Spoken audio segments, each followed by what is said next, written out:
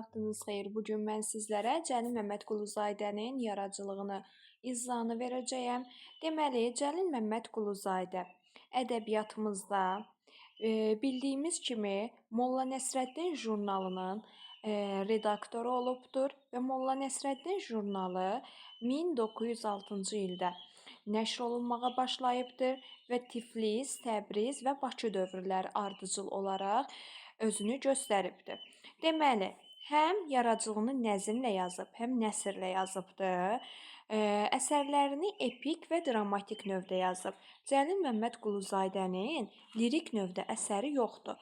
Yəni siz bunu xahiş edirəm bu cürdə yadda saxlayın ki, Cəlil Məmmədquluzadə lirik növdə əsər yazmayıb. Ancaq iki növdə yazıb. Və tragikomediyanın banisi olubdur. Tragikomediya da faciə və komediyanın qarışıq janrı deməkdir. Felyetonu ədəbiyyatımıza Cəlil Məmmədquluzadə gətirib, kiçik adamın böyük müdafiəçisidir. İlk mənzum allegorik dramın müəllifidir. Çay dəzgahı 1889-cu ildə yazılmış mənzum dramın müəllifi olmuşdur. İlk satirik hekayənin müəllifi də Cəlil Məmmədquluzadə olmuşdur. Cəlil Məmmədquluzadə kiçik hekayədə böyük bir ustad kimi tanınır. İlk qələm təcrübəsi Çay dəzgahı pyesidir. Dedik bu necə yazılıbdır? Mənzum formada yazılıbdır. Şərqi Rus qəzetində fəaliyyət göstərib. Gəlin indi bir dəfə də sadalayaq hansı növlərdə yazıb, nəzm və nəsrlə, daha doğrusu nəzm və nəsr formasında. Evdə quşlar var. Quşların səsi qoymur ki, mən dərs keçim. Həm epik, həm dramatik növlərdə yazıbdır. Lirik növdə onun əsəri yoxdur. Tragikomediyanın banisi, felyetonu gətirən odur. İlk dəfə dramın nəzm formada gətirən Cəlil Məmmədquluzadə, ilk satirik hekayənin müəllifi Cəlil Məmmədquluzadə olubdur. Çay dəzgahı onun ilk qələm təcrübəsidir və dedik ki, Molla Nəsrəddin jurnalının da banisi bu olubdur 1906-cı ildə. Daha sonra biz gəlirik onun əsərlərini xırdalıqlarına qədər öyrənək. İlk olaraq onun epik növündən başlayacağıq, ta ki dramatik növünə qədər ardıcıl gedək. Birinci onun epik növündə yazdığı povesti var idi ki, Danabaş kəndinin adamları adlı povesti. Böyük nəsr əsərdir. Povest bilirik ki, yalnız necə yazılır? Nəsr. Bunu belə kodla demişdim, yadda saxlayın ki, povestin sılsı ilə nəsrin sılsını yadda saxlayın ki, povest yalnız nəsrlə yazılır. Danabaş kəndinin əhvalatları povesti ədəbiyyatda qüdrətli bir sənətkarın gəldiyini göstərirdi. Deməli, bunun mövzusu Azərbaycan kəndi, kəndlinin vəziyyəti, həyat tərzi və düşüncələri idi. Həmçinin burada birinci və ikinci qrup insanlar qarşılaşdırılır. Birinci qrup hakim təbəqə, ikinci qrup yoxsul təbəqə. Deməli, hakim təbəqə yoxsul təbəqəni əzirdilər. Burada xeyirxah obraz Məmməd Həsən əmi var idi, Zeynəb vardı. Amma mənfi obraz kimi Xudayar bəyi göstərmişdilər. Daha sonra Xudayar bəyin bu cür zülmkar olmasında arxalandığı insanlar var idi ki, qlavaya, qazıya və hakimiyyət adamlarına arxalanırdı. Ona görə də aşağı təbəqənin insanlarına zülm edirdi. Deməli, Zeynəb də, Məmməd Həsən əmi də onlara qarşı nə qədər gəlsə də, amma onların müqavimətini qıra bilmirdi. Xudayar bəy biz burada görürük ki, öz soy kökündən uzaqlaşıbdı, milli mənəvi dəyərlərindən üz çevirən bir obraz idi. Daha sonra biz Cəlil Məmmədquluzadənin hekayələri ilə tanış olacağıq. Baxın, yuxarıda bir dənə əsər ilə tanış olduq. Danabaş kəndinin adamları və yaxud əhvalatları povesti idi. Dedik, Xudayar idi, Məmməd Həsən idi, bir də Zeynəb idi. Bunlarla tanış olduq, bizə bəs eləyər. İndi gəlirik onun hekayələrinə. Hekayələri hansılar olacaqdı? Poçt qutusu, Usta Zeynal, İranda Hürriyyət. Deməli, bu hekayələr Sovet dövründə qələmə alınıbdı. İndi biz bu hekayələri haqqında da məlumat bilməliyik, hərəsi haqqında bir cümlə.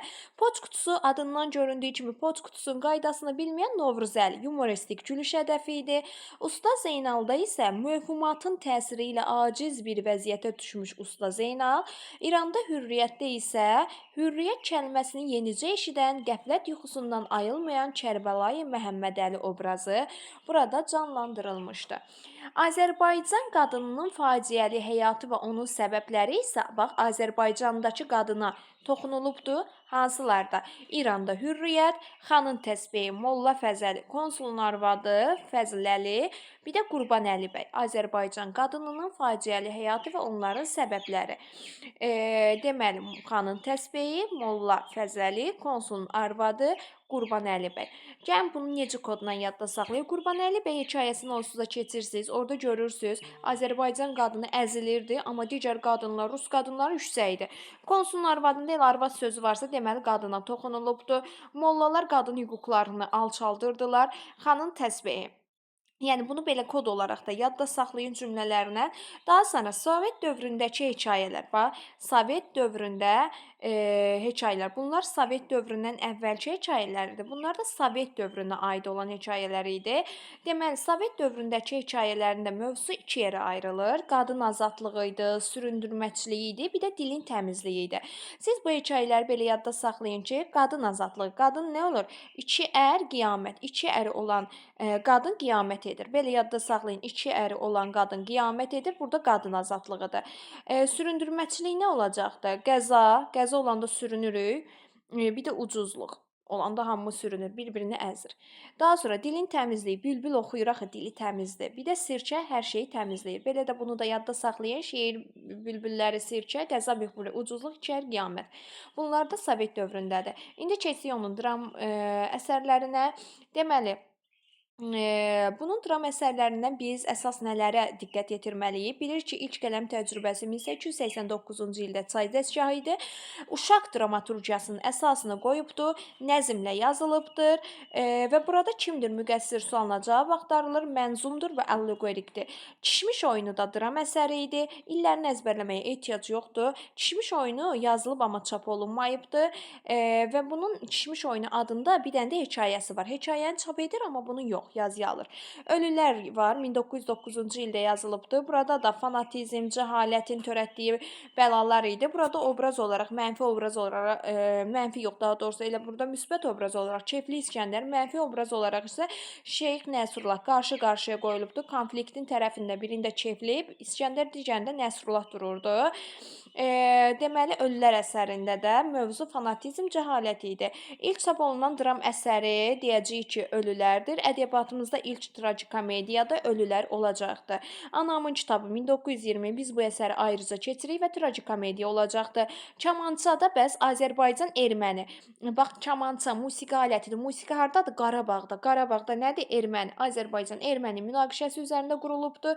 Qarabağ mövzusuna toxunulubdur. Bədnam qonşularımızın xəyanətindən doğan faciələr tarixi mövzudadır. Danabaş kəndinin məktəbi, bayaq Danabaş kəndinin əhvalatını dedik, əhvalat povesti idi.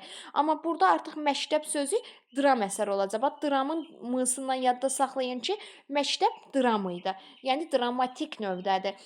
Maarifçiliyin milli zəmində inkişaf, burada maarifçilik, müstəmləkə zülmü altında xalqın yad elli yerli ağaların qapazaltısı olması. Eyni ilə povestdə olan mövzu burada da var. Dəli yığıncağı isə, deməli, dəlilər bir yerə yığılır. Burada da yığılmalar var. Əqidənin, əməlin, əxlaqın bir yerə yığılması. Bunu da kod olaraq belə yadda saxlayın ki, əqidə, əməl, əxlaq hamısı bir yerə yığılıbdır. Bu da tragikomediya idi. Əgər dram əsəri idi bu da, burada Sovet gerçəkliyi. Bax, Sovet gerçəkliyin gerçək. Buradakı er sözündən yadda saxlayın ki, Sovet gerçəkliyi gerçək, belə. Publistik, deməli, onun jurnalından deyə bilər ki, Molla Nəsrəddin jurnalı var idi, felyetonu var idi, publistik məqalələri var idi. Daha sonra onun felyetonlarından Qəbirdən məktub, Molla Nəsrəddin baş. Bunu cümlə olaraq yadda saxlayın ki, Molla Nəsrəddin qəbirdən baş çıxardı. Yəni, Molla Nəsrəddin qəbirdən başını çıxardı. Burada da felyeton idi, fanatizm, məfhumat, ətalət mövzu buydu. Daha sonra onun digərləri məhzəb azadlığı, missionerlər, din məsələsi, Çar Rusiyasının dinə münasibəti, din haqqında yazdıqları felyetonlar, məhzəb, missioner, bir də din məsələsi. Daha sonra məqalələrə gəldik. Niyə məni döyürsünüz? Sizi deyib gəlmişəm. Cümhuriyyət və Azərbaycan. 4 dənə məqaləsi var idi. Ətalət, məfhumat yenə də məqalələrində öz əksini tapmışdı. Cümhuriyyət və Azərbaycanda isə adından göründüyü kimi istiqlal, vətənpərvərlik, ön plana çəkilmişdi. Danabaş kəndinin məktəbi həm dramdır, həm povestdir. Kişmiş oyunu da həm hekayədir, həm pyesdir. Gəlin bir dənə Cəlil Məmmədquluzadənin tez sürətli sual cavab eləyək. Əsas yerlərini Cəlil Məmmədquluzadə dediyi hansı növdə yazmayıb? Bəli, lirik növdə yazmayıb. Hansı formalarda yazıb? Bəli, nəzm və nəsrlə yazıbdır. İlk tragikomediyanın banisi deyə bilərikmi? Bəli. Bəs başqa dram janrını yazmışdı. Hansı idi ilk qələm təcrübəsi? Bəli, çay dəstgahı idi. Nəzm yoxsa nəsrlə yazmışdı? Bəli, nəzmlə yazmışdı. Allegorik deyə bilərikmi bunu? Bəli, deyə bilərik. İlk satirik hekayənin müəllifi deyə bilərikmi bəs? Bəli, deyə bilərik. Daha sonra keçirik növbəti. Danabaş kəndinin adamları və yaxud da əhvalatları povest idi yoxsa dram? Bəli, povest idi. Bəs məktəb olanda mı? Bəli, dram olacaqdı o. Bəs yaxşı. Burada Məmməd Həsən, Zeynəb necə sürətləri idi? Müsbət. Bəs Xudayar bəy? Mənfi. Burada deyə bilərikmi ki, qapazaltısı olmuşdu yuxarı təbəqə, aşağı təbəqəni qapazaltı etmişdi. Bəli, düzdür, bu da düzdür. Sovet dövründə yazdığı hekayələr var idi. Hansılar idi? Ki, orada poçt qutusunun qaydasını bilməyən Novruzəli. Hansı hekayə idi? Poçt qutusu. Bəs yaxşı, mövhumatın təsiri ilə aciz vəziyyətə düşən Usta Zeynal. Bəs hürriyyət kəlməsini yenicə eşidən İranda hürriyyət, bəli. Qadın faciəsini, qadın mövzusuna toxunulubdur. Sovet dövründən əvvəl yazılan. Xanın təsbehi, Molla Fəzləli, konsulun arvadı, Qurbanəli bəy, bəli, doğrudur. Bəs yaxşı, Sovet dövründə yazılmışdı. Qadın azadlıq mövzusuna hansında toxunmuşdu? İki əri olan nə edərdi qadınlar? Qiyamət edərdi. Süründürməçilik nə vaxt olurdu? Sürünürdü insanlar. Ya qəza olanda, ya da ucuzluq olanda. Bəs dilin təmizliyi harda olurdu? Şeir bülbüllərində, bir də sirkədə olurdu. İlk qələm təcrübəsi nə idi? Çay dəstgahı. Çap eləmişdi bunu? Yox, etməmişdi. Allegorik deyə bilərik? Bəli, deyə bilərik. Kişmiş oyunu həm dram idi, həm də nə idi? Hekayəsi var idi. Dramı çap etməmişdi, amma hekayəni, bəli, yazıya almışdı, çap etmişdi. Ölülər, tragikomediya idi, fanatizm idi mövzusu. Kefli İskəndərin digər konflikti nə idi? Şeyx Nəsrullah idi. İlk çap olunan dram əsəri elə Ölülər idi. Anamın kitabı da tragikomediya idi. Kamança nə mövzusundaydı? Bəli, Qarabağ, erməni mövzusundaydı. Bəs Danabaş kəndinin məktəbi ilə əhvalatları eyni mövzu deyə bilərik? Bəli, sadəcə bunlarda fərq nədə idi? Janrlarında. Dəli yığıncağı bəs nə idi? Burada əqidə, əməl, əxlaq birləşmişdi. Bəs Sovet gerçəkliyi, bəli, dramında özünü göstərmişdi. Gəlin onun bir dənə felyetonlarını təkrarlayaq. Deyin görün mənə, Molla Nəsrəddin qəbirdən baş qaldırdı. Mövzu nə idi? Bəli, fanatizm, mövhumat idi, əlasınız. Bəs yaxşı, Çar Rusiyasının dinə münasibəti hardaydı? Məzhəb azadlığı, missionerlər, din məsələsi. Ətalət mövhumat mövzusunda yazdığı məqaləsi nə idi? Niyə məni deyirsiniz? Sizi deyib gəlmişəm. Bəs yaxşı, vətənpərvərlik mövzusunda məqaləsi Cümhuriyyət və Azərbaycan. Cəlil Məmmədquluzadənin yaradıcılığı haqqında bu qədər. Sağ olun, salamat qalın.